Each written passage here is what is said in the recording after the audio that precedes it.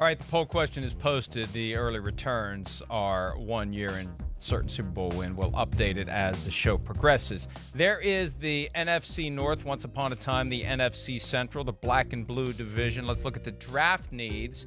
With this question driving the discussion for every team that we'll be looking at over the next couple of weeks, you cannot leave draft weekend without addressing blank. Let's start with the Green Bay Packers, 13-3 each of the last 2 years. Will not be 13-3 this year because there's a 17th game. 29th overall pick by virtue of their success last year. They can't leave draft weekend without addressing what, Christopher? Well, I mean, they're a team, again, that's in a good spot. There's no oh my gosh, huge glaring need. It's about really just going okay, what, thinking about the future a little bit and maybe thinking about what can actually help us out this year and get us, over the top this year.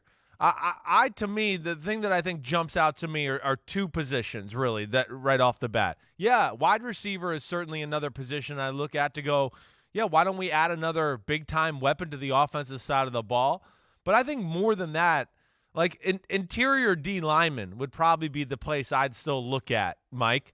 That, to me, we're again, it's 2 NFC championship games in a row where teams just overpower them. I mean, again, I know Tampa Bay, it wasn't just a run show. It was a balanced attack.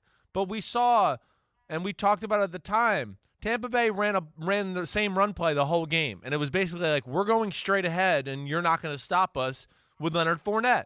And that's what they did. So I look at it there to go interior D lineman, something like that. And there could be the possibility of, again, Christian Barmore from Alabama, Levi Onwuzurike. I cannot say his name correctly. I think that they could maybe be on the board around that time. But the other guys, Mike, just Shelvin and McNeil, could be right up their alley too. They're big run-stuffing, big pluggers on the inside to stop being run over that way. So that's one position I think that jumps out to me maybe more than the rest. I don't know if that happens in the first round, but they need to address that regardless. What about the center position? Corey Linsley is gone. I'm looking at an article from USA Today from middle of March with the options to replace Corey Linsley, the 3 internal options, and keeping with the Jeopardy theme, I screwed that up. Who are 3 guys who have never been in my kitchen? Guys I have never heard of are the options to have the most important position on the offensive line as it relates to spotting the mic and the play calls and all the other things that the center does. They have to get a center in the draft, don't they? I would think so. I would. And, maybe at the end of the first round, there could be a really good one to be had there, Mike. The thing that's always tough about our job with offensive linemen is, you're never sure who's kind of coming up the ranks. That's the biggest issue, or who they really believe in. So sometimes I'm reluctant to go down that. But, yes, I mean, you're replacing Corey Linsley, the best center in football. It's an offensive system that is very predicated on having a good center. We've seen that from Shanahan, who sent money in Weston Richburg, and they got Alex Mack again and all that type of stuff. So it makes sense. And the guy Landon Dickerson, who we've shown, the highlights of behind Mac Jones doing cartwheels and sneaking up behind him, Mike, he's phenomenal. I mean, he is a big-time, definite first-round center, but he's, of course, coming off an ACL injury. But that could be a guy that certainly could be thought of in that area. And I think he's special at that, to where he's on the board late in the first round like that. You might have to take him. One thing they could do is move Elgton Jenkins, who was a Pro Bowler at left guard, to center. But then they'd have a hole at left guard. So that's it's a zero-sum game when you start shifting around offensive linemen. But that is one thing that they could do if they don't come out of the draft with a guy that they could plug and play at the center position. They're either going to need one there, or they're going to need one at guard if they move Jenkins over. The in-house options don't look great right now for the Green Bay Packers.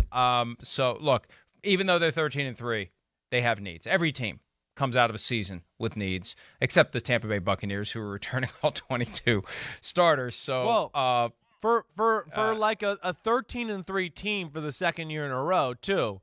I don't think we ever sit there and look at them. And again, this again to me just speaks to how important Rodgers is to them. I don't think we look at them and go, whoa, they're that dominant. Oh, they have that one unit that you just, whoa, watch out for them. They don't have that. You know, that's again to where I get mad because it just always goes back to Rodgers and what he can do there. So we've hit on a few positional needs there, whether it's another interior D lineman, you hit on the center position. We talked about a wide receiver that could, make them more explosive or dangerous. Middle linebacker could be another one that I could look at. They've had an issue filling that spot the last 2 years. There might be a good one there at the end of the first round, Mike. So they got some options. They might be in one of those spots to where they could just go best player available that really fits our team and needs that way. Another year with a receiver-rich draft. Remember last year, no receivers taken by the Packers at all in the draft. If you're Aaron Rodgers and they don't take a receiver this year by the end of round 4, 1 to 10, what is your level of pissed off just over that? Oh, I mean, you got to be like, you're boiling, you're fuming, you're at a 9. I mean, you're definitely in the 9s if they do that again. It's just, I don't understand it.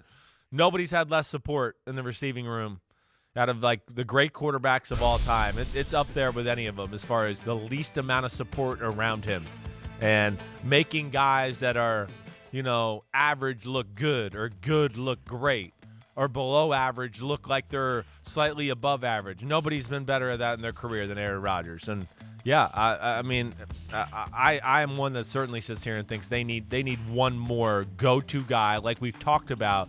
And any great offense you really look at, there's 3 elements that are like, whoa, we got to stop them. They have 3 different things that make them special.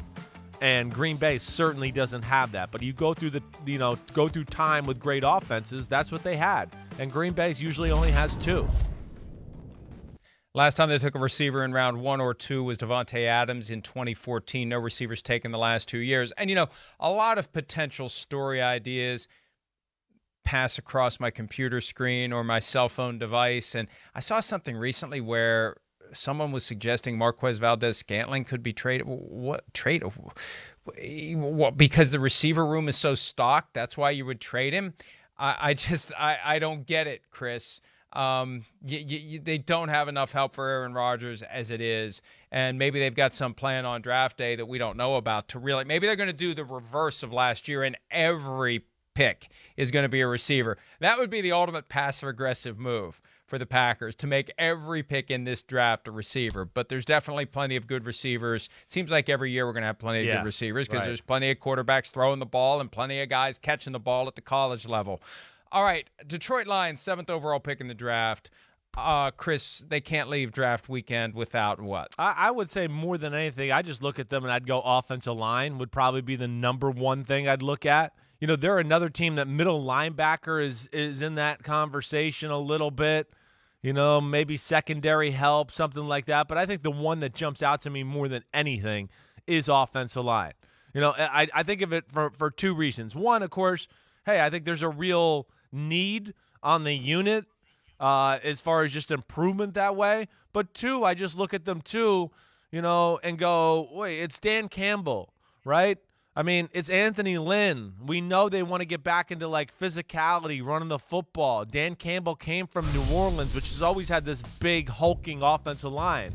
And I think with the style of football they probably want to play, to me, I would think with one of those 2 first picks, O-lineman, is certainly going to be a position that they are evaluating. Definitely. And, Mike, I don't know. I mean, sitting there at 7, they could certainly be a team that does trade down too, according to how things, fall out. But they're interesting, and I don't know. Do you think they'd go quarterback, Mike? A lot of people think they might go Justin Fields at 7. And the thing that I'm fascinated by is the Ohio State magnet for Chris Spielman. If Justin Fields is there at number 7, will he be able to resist the fact that Fields is a Columbus guy, Buckeye? Will that be a factor? Can he set that aside and just make the evaluation? Because they have Jared Goff for a couple of years. They need a developmental quarterback, but they also need receivers. They need a number one receiver. That's what they got to come out of this weekend with. When you consider the free agent losses, and I'm looking at the receiving core right now, Geronimo Allison, Victor Bolden, Quentin Cephas, Tom Kennedy, Brashad Perriman, Damian Ratley, Khalif Raymond, Tyrell Williams. There's not a number one receiver on the roster, Chris. No. And, they're in a bad spot behind. At 7, they're not going to get the 2 guys. Right. Right. They may get the other Alabama guy, not Devontae Smith, or they may get Devontae Smith. Waddle may go before Smith. They could fall into Smith. Now, the question is, would they regard a 5'11", 170-pound guy as a kneecap biter? That's a different issue. And let me just deviate to that for a second, because we've talked a lot recently about how the Patriots will let character overcome everything else. I can't help but wonder whether or not the Lions are going to put too much stock on the roughneck factor. The guy who fits the guy that Dan Campbell described back in January. And are they trying to scout for badasses, regardless of technique, talent, speed, etc.? Are they just looking to draft badass after badass that they can put onto that roster and have that group of guys that Campbell seems to want so badly? Yeah, no, I mean, I think there's definitely going to be a wanting of that type of guy. There's no doubt. Now, the wide receiver thing you bring up, I mean, I'm with you all the way. I would think there's going to be a good one to get at the top of the 7th if they really want it, But maybe that's one of those things too where, listen, Mike, I think Chase and Smith, in my eyes, are in a class of their own as far as the top 2 receivers. They're legitimate top 10 picks. Waddle's real good. I think he goes somewhere between 10 and 20 is what I would say. And that, to me, is where I go, maybe Detroit does decide to trade down or do something like that with those 2 guys being gone. But they're in a very interesting position because they could probably get, an offensive lineman that they really like, whether that's a Rashawn Slater from Northwestern, the Christian Darrisaw from Virginia Tech. Those are some of the top tackles in the draft that they could certainly use. And maybe they do that at 7. Maybe Penny Sewell's there at 7. I'm not going to be mad at them for going that route. Wide receiver, I don't know. Waddle at 7 is a little bit of an overreach, but the big thing is the Justin Fields angle, like you brought up, and the Ohio State connection and everything that way. I'm intrigued by that. I don't envision them doing that. I think they're going to stay pat with Jared Goff. I have no inside info of that. I just feel that's the way the organization is going, at least for right now. But this is a team that's totally trying to rebuild themselves. Well, and look, this is a year where, given where they are at number 7, and given all the other quarterbacks who are expected to go in the first few picks, this is not a good year to be trying to get a quarterback at the top of round 1. And chances are next year they'll be in position again, maybe better than 7, to get a quarterback if that's what they want to do. You mentioned Sewell as an option, and this one is going to be fascinating to me, Chris, because how will the Lions brain trust? And we're not quite sure who's got the biggest spoon in the stew between Dan Campbell, Brad Holmes, Chris Spielman, and Rod Wood. How will they view a guy who opted out? Is a guy who opted out a kneecap biter or not a kneecap biter? Kneecap biters don't care about the virus. And again, that's not a mindset I agree with, but we can't discount the reality that there's going to be some people in these draft rooms saying, we're going to hold it against the guy who opted out. Does he love football? Yeah. You don't love football. If you love your family enough to keep them away from the virus, or yourself from having heart complications or other issues on something we don't know all that well enough about when we're making the decision, look, my reaction is any team that's going to do that, they deserve what they get if they pass on a guy who could be a great player. Yeah, you got to be careful and how you judge this situation, certainly. I mean, first off, you better know all the circumstances, what surrounds these players, why they opted out, and, of course, go back to like something Caleb Farley talked about with me. With the information we had at that time, things looked exactly even more dangerous and more dire. So if they're looking for kneecap biters and eaters and all those type of things, listen, all they got to do is turn on like the film with Penny Sewell, because he will bite your knees and legs and anything else. And I mean that in a respectful way because he plays tough and nasty, and he's awesome to watch. I don't know. I guess in my heart of hearts, I think the Bengals will end up taking him at pick number 5. All right, we're continuing with the NFC North draft needs. Minnesota Vikings, 14th overall pick. Chris, the Vikings, they also don't have a second-round pick. They've got 2 in the 3rd, 4 in the 4th. They cannot leave draft weekend without what? I mean, they already have that. They already have the horn. Easy. They got the horn. I think this one's an easy one as far as just like when you boil it down to one position that they really need. It's edge guy, a pass rusher, somebody in that range, somebody as far as that guy coming off the edge, whether that's Jalen Phillips from the University of Miami or Kwity Paye from Michigan. But I think it's that type of player, certainly. I do. I mean, you got some young corners in the secondary. You still got Harrison Smith at safety. Your linebackers are pretty good. I mean, O-line is probably something, certainly, Mike, as a fan, you'd probably sit there and go, yeah, we could probably use an upgrade there. Wide receivers, you're okay. Running backs, you're okay. I mean, it's not totally bad there in Minnesota. I think pass rusher is the big thing for Mike Zimmer in that defense. Yeah, I think pass rusher is the key. They've addressed the corner position aggressively in free agency. Anthony Smith is gone from the back end. Anthony Harris is gone, from the back end. Right. Harrison Smith is still there. Yeah. It's kind of tough. When one's Anthony Harris and the other one's Harrison Smith, you're going to mash it together and inadvertently name the guy who played safety for the Steelers know your own team. More than a decade ago. Anthony Smith, the guy who got Brady all riled up by guaranteeing a win by the Steelers over the Patriots in the 2007 season. But Anthony Harris is gone. Not that he was great last year. There's a reason why they didn't keep him. But you need help there. I'd say later rounds. Pass rushers, and they've done a good job of drafting and developing non-star pass rushers. Yeah. That's one of the areas where the Vikings have had a strength in recent years, but this past year, not good, and they don't know what's up with Danielle Hunter. Does he want to be there? How can you trade him when he's got to prove that he's healthy after last year's neck problem that kept him out the full season?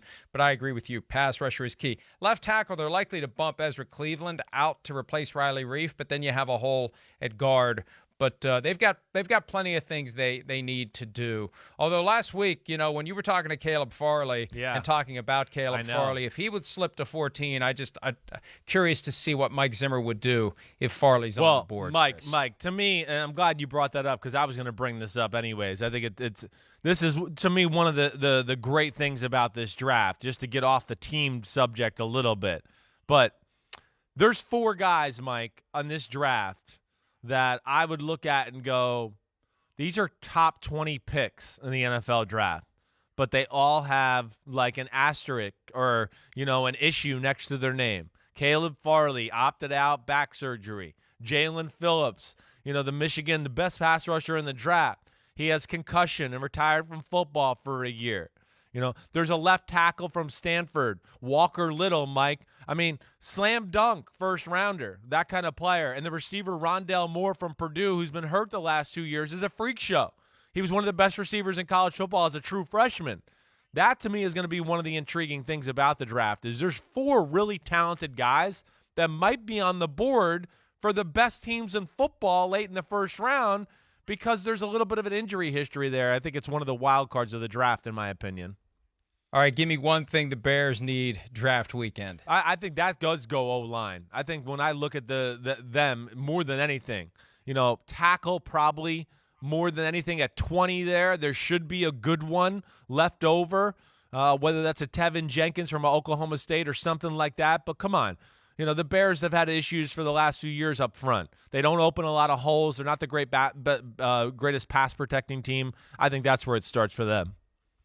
And guys who can make a difference right away. Yes, they need a developmental quarterback, but not if the GM and the head coach aren't going to be there to develop the quarterback. They need impact players at areas of need. Kyle Fuller's gone at corner. It was a cap move. That's another find position. A corner who you can plug right in. You need that. You need guys that can play now, make the team better, get to the playoffs again, secure the future for Ryan Pace and Matt Nagy. That's job number 1, even though they definitely need a quarterback. They're not far off. 2021 season. Well, no, they're not, and they made it to the playoffs. They've been to the playoffs 2 of the last 3 years. I know. Isn't it amazing? Playoffs 2 of the last 3 years, and one of the hottest seats in football going into 2021 is for GM Ryan Pace and Coach Matt Nagy. And they've been to the playoffs 2 of the last 3 years. It really is amazing. But that's what happens when you pass on Patrick Mahomes and take Mitch Trubisky instead in 2017, even though Nagy wasn't there for that. Hi, I'm Mike Tirico, and thanks for watching. Make sure to hit subscribe for the latest news and highlights from NBC Sports.